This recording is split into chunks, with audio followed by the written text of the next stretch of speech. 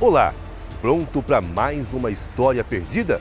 A trama que se segue é um caso policial, aquele que poderia ser o maior roubo de dinheiro em espécie da história do país.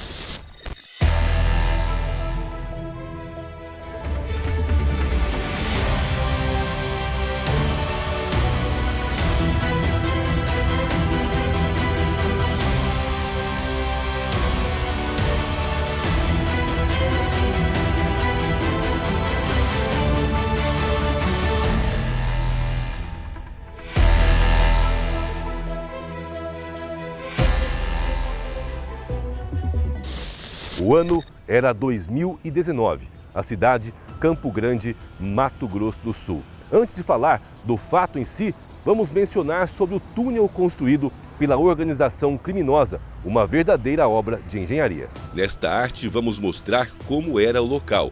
Bairro Coronel Antonino, Avenida Castelo Branco, é onde fica a central de distribuição de valores do Banco do Brasil. A alguns metros, em torno de 30, o ponto onde antes funcionava um lava-jato, na rua Minas Gerais. Neste ponto aqui, onde teve início a escavação, a profundidade é de 7 metros. Para se ter uma ideia e se fazer uma comparação, eu tenho 1,80 m de altura. São quase 4 vezes o meu tamanho. Tudo isso no subsolo. E agora vou caminhar até o banco. Até aqui são 40 passos. Depois, pelo menos mais 20 ou 30 metros para dentro da instituição financeira. Na parte de baixo do terreno, o que eram 7 metros lá atrás ia se afunilando e subindo para chegar até a superfície do lado de dentro da central do Banco do Brasil em Campo Grande. Para dar sustentação, começava a estrutura construída com escoramentos em madeira. Neste ponto, 1,60 m de altura por 2 de largura. A cada 2 metros eram colocados ventiladores e lâmpadas para iluminação. A situação aqui é bem complexa, ó. A gente tem que ir numa posição meio que de aranha. É um túnel extremamente estreito. Estou filmando aqui com o celular porque a câmera é muito grande e dificulta, né, o trabalho e o acesso. A gente vai entrando aqui, chega a faltar um pouco o ar, mas a gente percebe que é todo iluminado, ó. Tem algumas escoras na lateral e também em alguns pontos há ventiladores. O túnel, que tinha 7 metros de profundidade no começo, vai subindo aos poucos. Neste ponto, depois de cerca de 20 metros, foi necessário fazer um desvio. Cada vez mais baixo. E ali, ó, olha, nesse ponto tem uma curva que tem os postes aqui, né? A estrutura se afunila e neste outro ponto, após 40 metros, não havia mais escoras. A altura aqui é inferior a 1 metro e uma pessoa já tem de passar ajoelhada. Policial, nesse ponto aqui, o que acontece? Aqui acaba o escoramento, porque eles utilizam muito essa escora para sustentar a oscilação de peso, né? Então, rua, onde passa caminhões pesados, eles escoram bem. Daqui para frente acaba as escoras.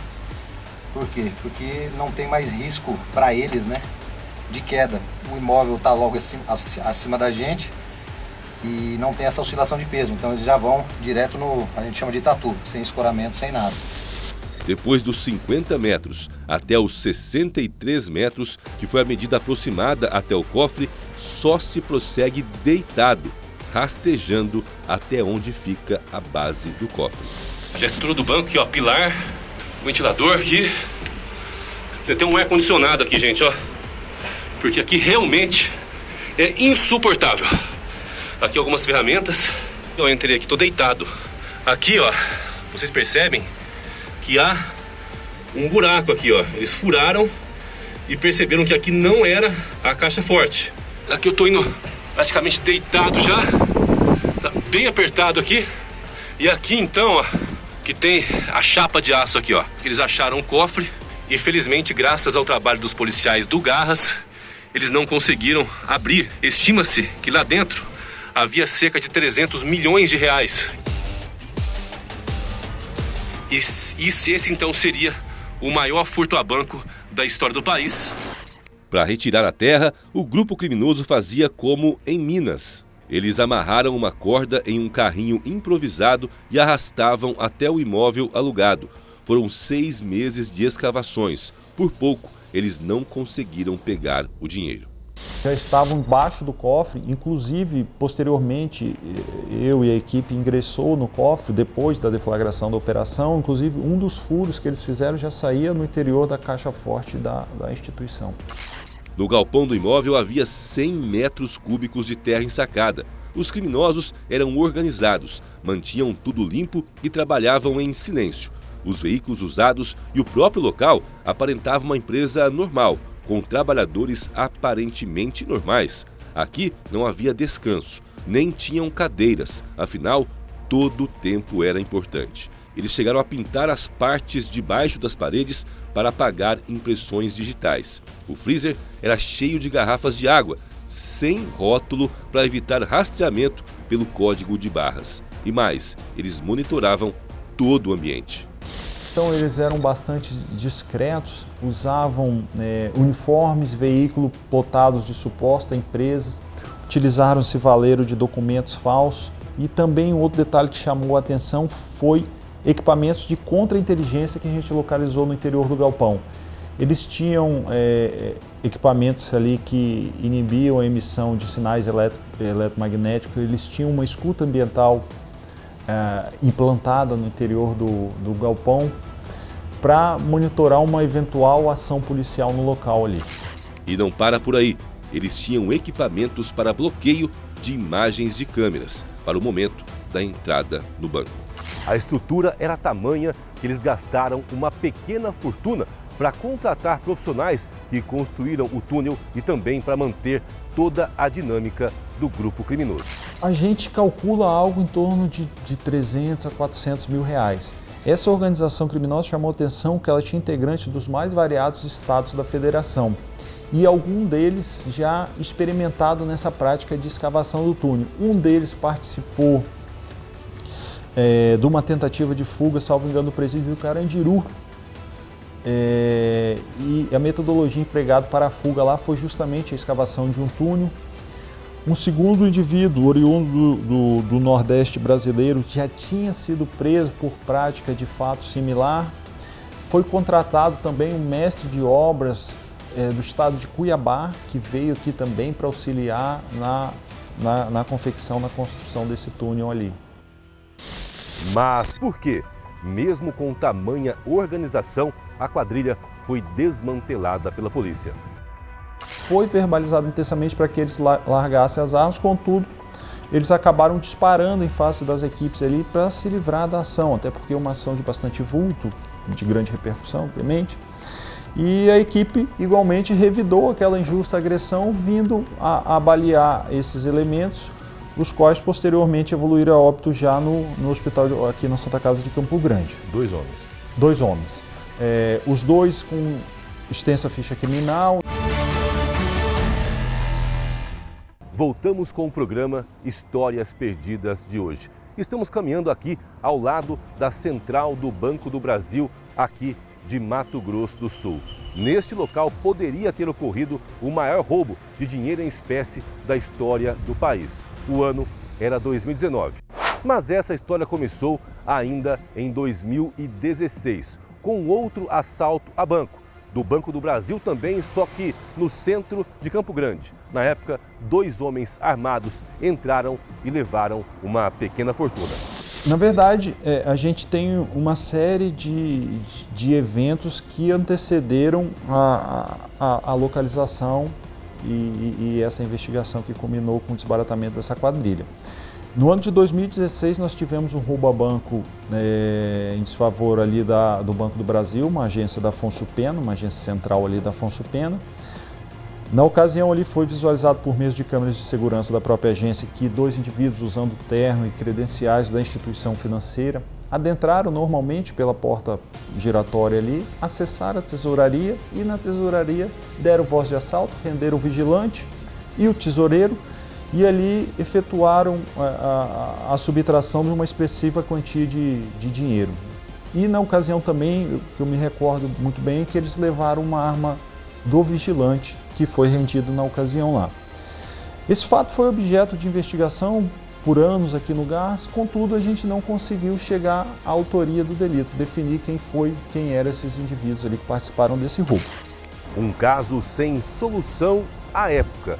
Fontes não oficiais informaram que foi levada a quantia de R$1 milhão daquele banco. Só que 3 anos depois, um outro caso chamou a atenção da polícia. Era uma agência da Caixa Econômica Federal, aqui também em Campo Grande. De lá foram levados R$300 mil e a maneira de agir dos criminosos foi muito semelhante. Em 2019, nós tivemos um evento muito semelhante, porém face da Caixa Econômica situada no bairro Jardim Tijuca. E chamou a atenção da gente que foi o mesmo modus operandi. Eu, na ocasião, designei que uma equipe fosse ao local ali, em colaboração com a Polícia Federal, tendo em vista que se trata de uma empresa pública federal e por determinação legal, atribuição para investigar esse fato seria da Polícia Federal. A equipe foi lá, fez ali uma análise das imagens de segurança e já reconheceu um dos autores como sendo o mesmo autor que praticou o crime em face do Banco do Brasil, que a gente não havia elucidado. Então, qual foi a estratégia? Por via transversa desse evento mais recente, tentar qualificar esse indivíduo para a gente poder elucidar esse fato cometido em face do Banco do Brasil. A equipe do Garras então começou uma investigação que partiu de um princípio: o carro usado pelos criminosos. Foi feito um levantamento câmera a câmera nas ruas por todo o trajeto que passou o veículo. E a gente conseguiu vir acompanhando esse veículo por vários quilômetros, salvo engano, algo em torno de 13 quilômetros.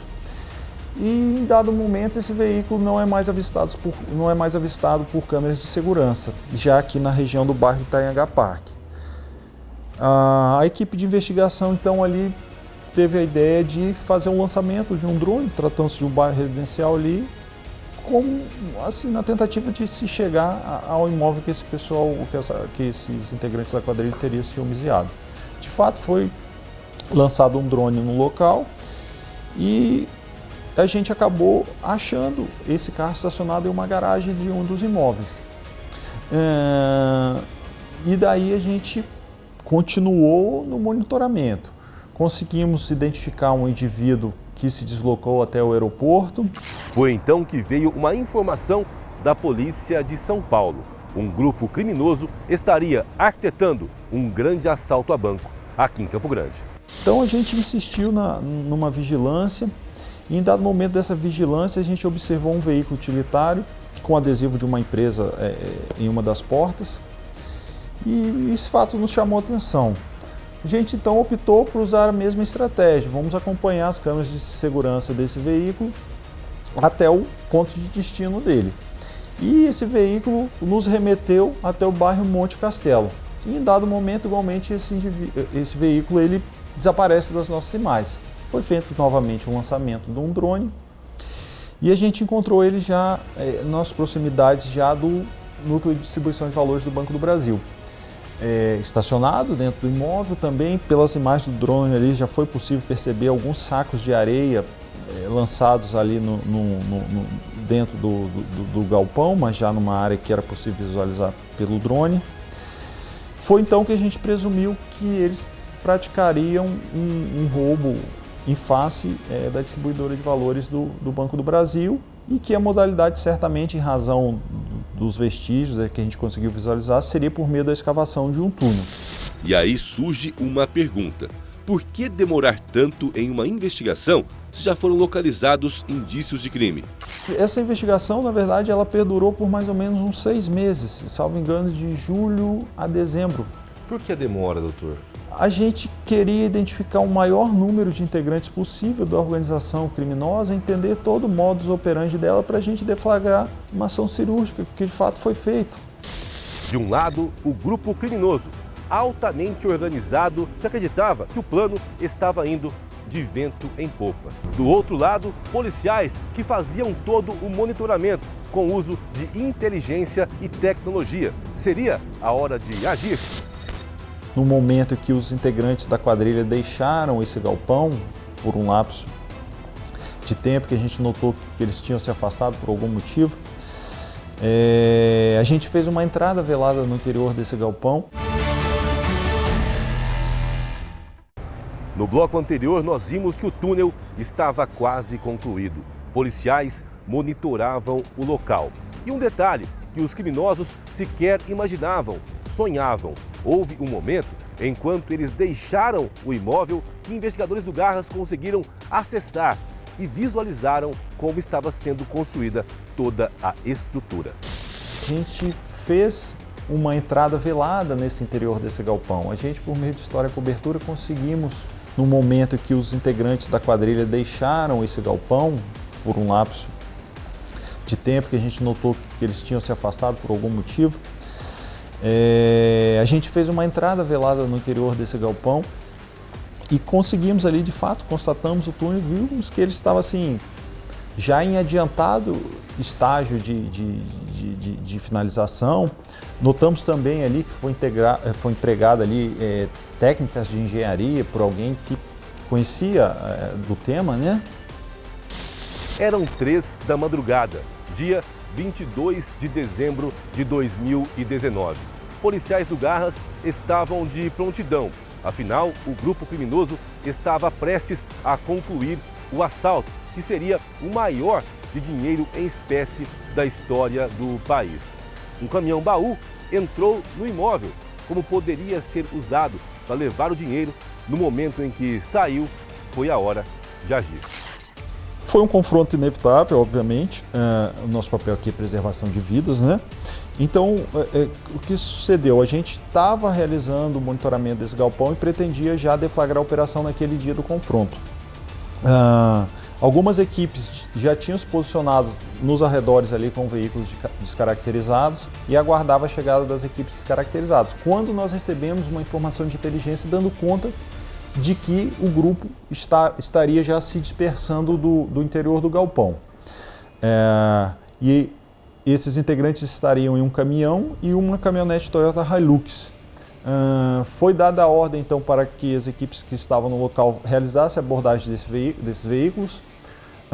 Inicialmente tentou-se fazer a abordagem do caminhão, contudo, o condutor desse veículo acabou tentou lançar esse veículo na direção de um dos nossos agentes. O agente, obviamente, ali não tendo outro meio ali de repelir aquela agressão com aquele veículo, acabou efetuando os disparos nesse caminhão, que veio atingir ali, não fatalmente, o condutor do caminhão. Ele foi socorrido para a Santa Casa, o disparo pegou, me parece que na mão. Foi o momento em que 2 homens que depois foram apontados como os chefões do grupo, um deles que inclusive já havia roubado em 98 um banco em São Paulo, com prejuízo de R$6 milhões, chegaram na caminhonete. Houve um novo confronto.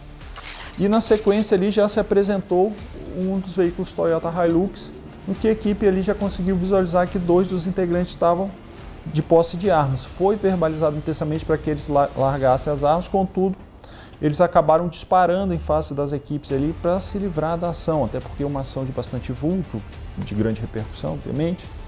E a equipe igualmente revidou aquela injusta agressão, vindo a balear esses elementos, os quais posteriormente evoluíram a óbito já no hospital aqui na Santa Casa de Campo Grande. 2 homens. 2 homens. Os 2 com extensa ficha criminal.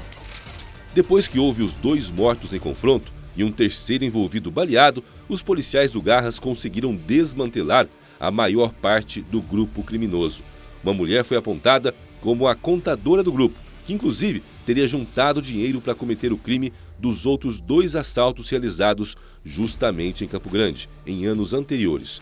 Foi uma forma de capitalizar o grupo para poderem pagar as despesas da nova empreitada criminosa. Estima-se que eles chegaram a gastar R$21 mil por dia para manter toda a estrutura das escavações e mais 6 imóveis espalhados pela capital sul-mato-grossense. Inclusive, a certeza deles de sucesso no roubo era tamanha que na noite anterior eles chegaram a fazer uma festa, um churrasco de confraternização nesta casa com piscina. Todos os imóveis eram locados com uso de documento falso, então os donos nada sabiam. Um dos integrantes do grupo não foi preso naquele momento, mas foi detido há alguns meses em São Paulo. Era de alta periculosidade. A gente notava ali que eram indivíduos já experimentados, dedicados a uma longa vida junto ao crime, quase todos ou todos com extensa ficha criminal e que já tinham participado de várias outras empreitadas criminosas em face de instituições financeiras. Inclusive, um dos integrantes identificado, que foi o autor do roubo tanto no Banco do Brasil quanto na Caixa Econômica, ele era um ex-policial militar do estado de São Paulo e figurava inclusive na lista dos 10 mais procurados pelo Ministério da Justiça, acabou sendo preso há algum tempo no estado de São Paulo. Quer dizer que naquela ocasião ele não havia sido preso ainda? Não havia sido preso ainda. Grupo criminoso que não media esforços, principalmente os construtores, que trabalhavam quase que 24 horas por dia. Olha só, realmente é muito quente, insuportável. Olha só como é que a gente fica, né? Imagine só o pessoal que ficou aqui 6 meses, todo dia, dentro desse buraco. Felizmente aí terminaram presos e a situação teve um bom desfecho para a Polícia Civil. Hoje, quase 4 anos depois, lá na frente funciona uma oficina mecânica. E aqui nos fundos, a casa do proprietário do comércio. E o local onde foi construído aquele túnel fica bem aqui, na cozinha, neste espaço. Depois que foi feita a ação policial, a própria instituição financeira contratou uma empresa que concretou todo o túnel. Foram investidos R$60 mil. Um caso marcante que mostra a paciência, inteligência e frieza dos policiais do Garras, especializado em investigação de roubo a bancos. Do outro lado, um grupo que tinha integrantes do Sergipe, Ceará, Pernambuco, Bahia, Mato Grosso e São Paulo, cada um com uma função definida. E aí, gostou da nossa história perdida de hoje? Um caso policial, mas também contamos outros tipos de histórias. Tem uma e quer contar pra gente? Entre em contato com o nosso WhatsApp. Afinal, o mundo está cheio de histórias e nós estamos aqui para reviver a sua memória. E aí, curioso para saber qual o caso da semana que vem? Eu tenho certeza que vai te surpreender. Até!